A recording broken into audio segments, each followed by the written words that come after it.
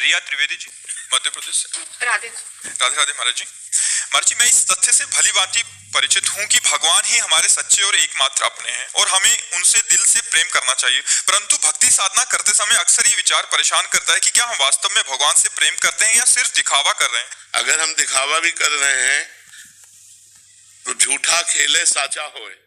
इस मार्ग का खिलाड़ी अगर झूठा खेले, झूठ से भी भक्ति करने लगे तो साचा भक्त बन जाएगा। जो कोई भक्ति करे कपट से उसको भी अपनाऊं, साम दाम और दंड भेद से सीधे रास्ते लाऊं, नकली से बनाऊं असली, भगत मेरे मुकुटमणि, मैं हूं भक्तन को दास, भगत मेरे मुकुटमणि। यदि हम झूठे झूठे राम राम कहेंगे तो राम तो सत्य है ना, वो अपना काम करेगा, हमारे हृदय में सत्य प्रकाशित कर देगा। हमको संशय नहीं करना चाहिए।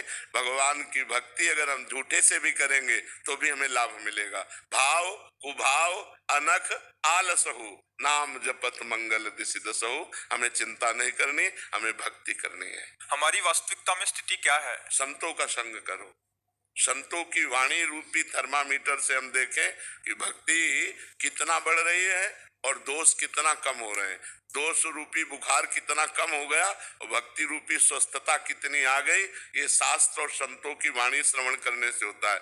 जब प्रतिकूलता अपमान निंदा आवे और हम धैर्य पूर्वक भगवान के भजन में लगे रहे तो समझे हमारी स्थिति अच्छी है, अब आगे हम बढ़ रहे हैं। प्रतिकूलता आई, विपत्ति आई, दुख आया, फिसल गए, सुख आई, संपत्ति आई, प्रणाम नमस्कार, खुशी हो गए तो अभी संसारिक पुरुष हैं, अभी भक्त नहीं है।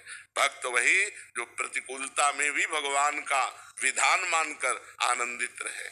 महाराज जी, जैसे दर्द का अभाव हो रहा है, जैसे शरीर में कोई दर्द है उस टाइम पे तो बड़ी कृपा भगवान की, हमारे पूर्व पाप नष्ट हो रहे हैं। बड़ी कृपा है भगवान की, बड़े दयालु हो भगवान। भगवान का स्मरण हो रहा है। आपको तो जैसे कहना पड़ता है, यहाँ तो ऐसे है।